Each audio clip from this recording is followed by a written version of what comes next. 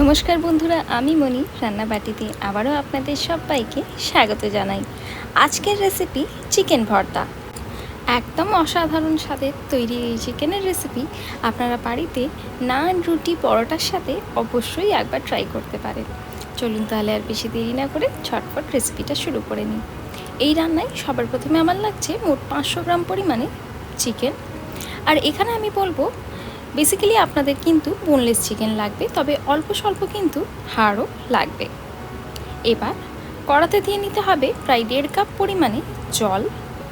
এখানে কিন্তু আমরা চিকেন স্টক তৈরি করে নেব, তাই জন্য আমি কড়াতে সবার প্রথমে দিয়ে নিলাম 1.5 কাপ পরিমাণে জল। আর চিকেন স্টকের জন্য খুবই সাধারণ দুটো উপকরণ আমি এর মধ্যে দিয়ে নেব। দিয়ে দিলাম 2টো তেজপাতা, আর এরই সাথে দিয়ে দেব 2টো রসুনের কোয়া। ব্যাস, আর কোনো রকম নুনের ব্যবহার কিন্তু এই চিকেন স্টক করবার সময় লাগবে না। এবার এই চিকেনের পিসগুলো আমি এই জলের মধ্যে দিয়ে নেব। এবার বলে রাখি, এই রান্নায় কিন্তু আমি চিকেনের হাড়গুলো ব্যবহার করব না, মানে চিকেনের যতটুকু বোনলেস অংশ আছে সেটাই কিন্তু এই রান্নায় দেয়া যাবে। কিন্তু হাড়ের প্রয়োজন হলো, এই যে চিকেন স্টকটা তৈরি করব, হাড় ছাড়া কিন্তু চিকেন স্টক ভালো মতো তৈরি হবে না। তাই জন্য আমি বললাম অল্প একটু হাড় রাখবেন, তাতে করে কি হবে, চিকেন স্টকের স্বাদটা ভালো হবে।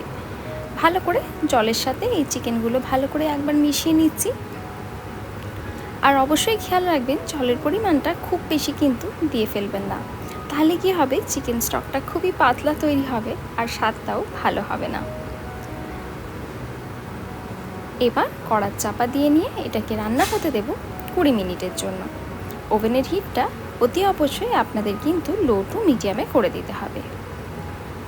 কোনো রকম নাড়াচাড়া করবার কোনো কিছু প্রয়োজন নেই, ব্যাস এরকম লো টু মিডিয়াম হিটে 20 মিনিট রান্না করে নেবেন। 20 মিনিট পর কড়ার চাপা খুলে নিলাম। নিশ্চয়ই দেখতে পাচ্ছেন চিকেনের পিসগুলো বেশ ভালো মতো শুকিয়ে একটু ছোট হয়ে গেছে, আর আমাদের চিকেন স্টক কিন্তু একদম রেডি। এই যে কড়ার গায়ে ধারে ধারে যে চিকেনের যে একটা সাদা অংশ বা সাদা লেয়ার যেটা লেগে আছে, এটা কিন্তু চিকেনের ইমপিউরিটি।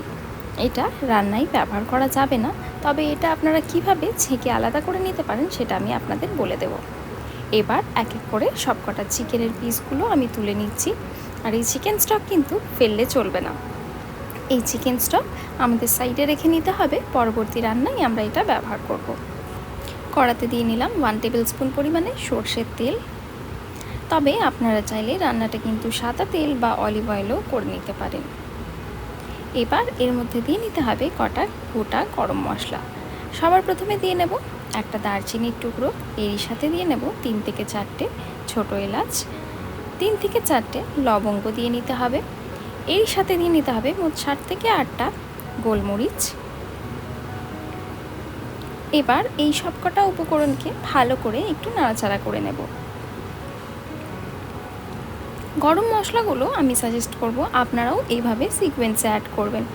এতে করে কি হবে, যে গরম মশলাগুলো ভাজতে একটু বেশি সময় লাগে সেগুলো আগে দিয়ে নিলে মশলা পুড়ে যাওয়ার সম্ভাবনা একদমই থাকে না। এবার দিয়ে নিচ্ছি গোটা ধনে, এরই সাথে দিয়ে নেব সাদা সর্ষে, পোস্ত, আর সাথে দিয়ে নিলাম জিরে, মানে গোটা জিরে। আর এখানে বলে রাখি, ধনে, পোস্ত, সর্ষে আর জিরে সবকটাই কিন্তু আমি হাফ চা চামচ পরিমাণ করে নিয়ে নিয়েছি। এবার এই সবকটা উপকরণকে ভালো করে প্রায় 1 থেকে 2 মিনিট একদম লো হিটে একটু নাড়াচাড়া করে নিতে হবে। মশলা ভাজার সময় দেখবেন দারুণ সুন্দর একটা গন্ধ বেরিয়ে আসবে, আর মশলাগুলোর কালারও হালকা একটু চেঞ্জ হয়ে যাবে। এই পর্যায়ে দিয়ে নিতে হবে রসুন ও আদা। একটা মিডিয়াম সাইজের পেঁয়াজকে আমি এভাবে একটু রাফলি চপ করে নিয়েছি, সেটা দিয়ে নিলাম 5 থেকে 6টা কাজু বাদাম। আর এবার সব কিছুকে আবারও ভালো করে একটু নাড়াচাড়া করে নিতে হবে। এই স্টেজে দেখবেন পেঁয়াজের থেকে হালকা পরিমাণে একটু জল বেরোবে, আর সেই জলে কিন্তু আমাদের এই যে শুকনো মশলা, মানে যে আমরা গোটা মশলাগুলো প্রথমে দিয়েছিলাম, সেই মশলাগুলো ভালো করে ভাজা হয়ে যাবে, আর মশলা কিন্তু একদমই পুড়ে যাবে না। একটা মিডিয়াম সাইজের টমেটোর অর্ধেকটা অংশ আমি এখানে দিয়ে নিলাম। এবার ভালো করে আবারও সব কিছুকে একটু নাড়াচাড়া করে নিতে হবে। টমেটো দেবার ফলে যে টমেটোর থেকে যে জলটা বেরোবে তাতে করে মশলাগুলো আবারও খুব ভালো করে কিন্তু ভাজা হয়ে যাবে। মশলা ততক্ষণ আপনাদের ভেজে যেতে হবে যতক্ষণ না মশলার কাঁচা ভাবটা একটু চলে যায় আর পেঁয়াজগুলো ট্রান্সলুসেন্ট হয়ে যায়। এই পর্যায়ে দিয়ে নেব গুঁড়ো মশলা। গুঁড়ো মশলা বলতে এখানে শুধুমাত্র আমাদের হলুদের গুঁড়ো দিতে লাগবে। আবারও সব কিছুকে ভালো করে একটু নাড়াচাড়া করে নেব।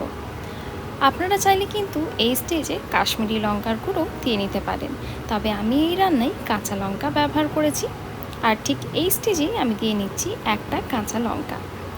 যেহেতু আমার বাড়িতে ঝালটা একটু কম খাওয়া হয়, তাই জন্য আমি লঙ্কার পরিমাণটা কমই রাখলাম। তবে আপনারা চাইলে অবশ্যই লঙ্কার পরিমাণটা আপনাদের ইচ্ছে মতো একটু বাড়িয়েও নিতে পারেন। আর চাইলে আবার শুকনো লঙ্কাও কিন্তু এই রান্নায় ব্যবহার করা যায়। সব কিছুকে ভালো করে একটু নাড়াচাড়া করে নিচ্ছি। আর এই স্টেজে টমেটো মোটামুটি ভাজা ভাজা হয়ে গেছে, পেঁয়াজ, আদা, রসুন সব কিছু ভালো করে ভাজা হয়ে গেছে। দিয়ে নিচ্ছি চিকেন স্টক। চিকেন স্টকটা দিয়ে নিয়ে ভালো করে একটু নাড়াচাড়া করে নিচ্ছি। এখানে আমি প্রায় হাফ কাপ পরিমাণে চিকেন স্টকটা দিয়ে নিয়েছি।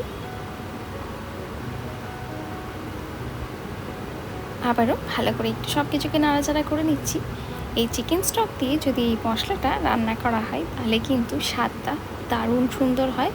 আর চিকেন স্টক দেওয়ার ফলে কিন্তু দেখবেন কাজু, পোস্ত, সর্ষে সব কিছুই খুব ভালো মতো সফট হয়ে যাবে। আবারও অল্প পরিমাণে চিকেন স্টক দিলাম। মোট আমি এই স্টেজে কিন্তু 3/4 কাপ পরিমাণে চিকেন স্টক ব্যবহার করেছি। এবার এর মধ্যে দিয়ে নিতে হবে পরিমাণ মতো নুন,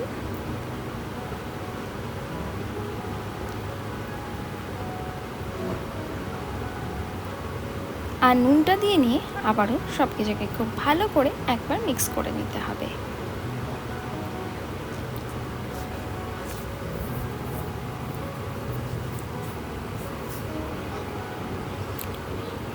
ব্যাস, আমাদের কিন্তু গ্রেভি অলমোস্ট শেষের দিকে। এবার চাপা দিয়ে এটাকে একদম লো হিটে রান্না হতে দেব প্রায় 7 থেকে 8 মিনিটের মতো। আর যতক্ষণ আমাদের এই মশলাটা রান্না হচ্ছে ততক্ষণ আমরা এদিকে এই চিকেনগুলোকে ভালো করে শ্রেড করে নেব।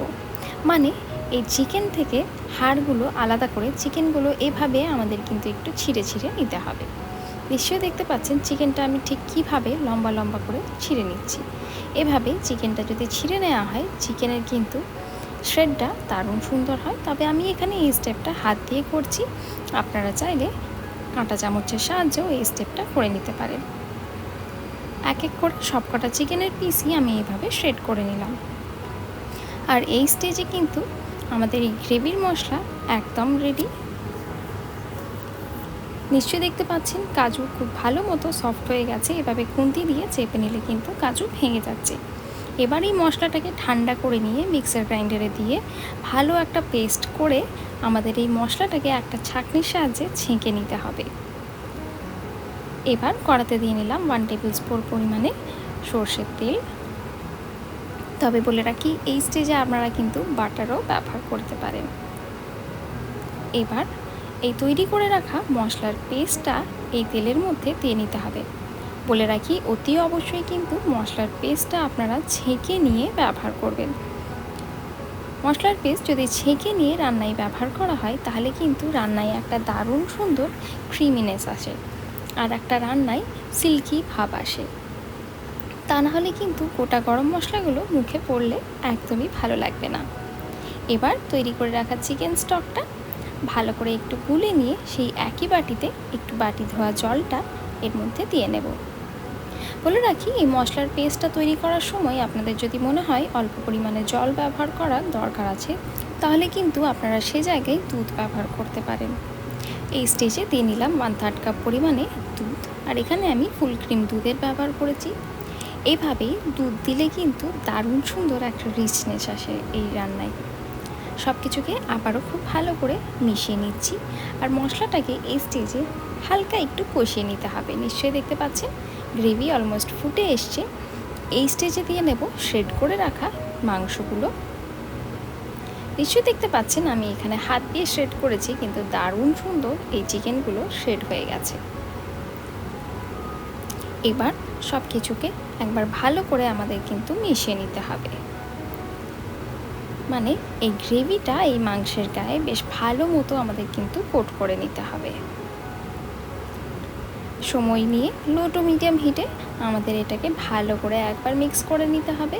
আর নিশ্চয়ই দেখতে পাচ্ছেন এই স্টেজে কিন্তু সব কিছু খুব ভালো করে মিক্স হয়ে গেছে। এবার দিয়ে নেব রিমেনিং চিকেন স্টকটা। তবে খেয়াল করবেন এই চিকেন স্টকের যে তলার অংশটা আছে সেটা কিন্তু দিলে চলবে না। যেমন আমি প্রথমে বলেছিলাম, চিকেনে স্টক তৈরি করবার সময় হালকা একটু ইমপিউরিটিস থাকে, যেগুলো কিন্তু এই রান্নায় দিলে চলবে না। তাই জন্য সেটা আমি তলায় বসে গেছে, সেই তলার অংশটা আমি দিলাম না। এরই সাথে দুটো সেদ্ধ করে রাখা ডিম আর ফ্রেশ ক্রিম আমি দিয়ে নিচ্ছি। ডিম দেবার ফলে কি হবে, দারুণ সুন্দর একটা টেস্ট তো হবেই, আর এই ডিমের যে কুসুমটা আছে এটা কিন্তু গলে গিয়ে রান্নার গ্রেভিতে একটা দারুণ সুন্দর রিচনেস ও ক্রিমিনেস দেবে। আবারও সব কিছুকে খুব ভালো করে একবার মিক্স করে নিচ্ছি। রান্না অলমোস্ট কিন্তু আমাদের শেষের দিকে। ভালো করে সব কিছুকে একবার মিক্স করে নিতে হবে।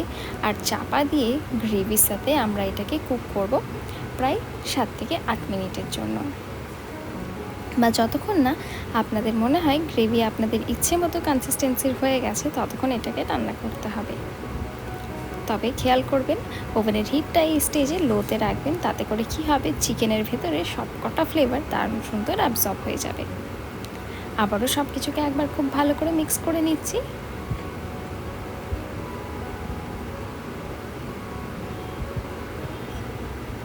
নিশ্চয়ই দেখতে পাচ্ছেন রান্নাটা কিন্তু অলমোস্ট রেডি।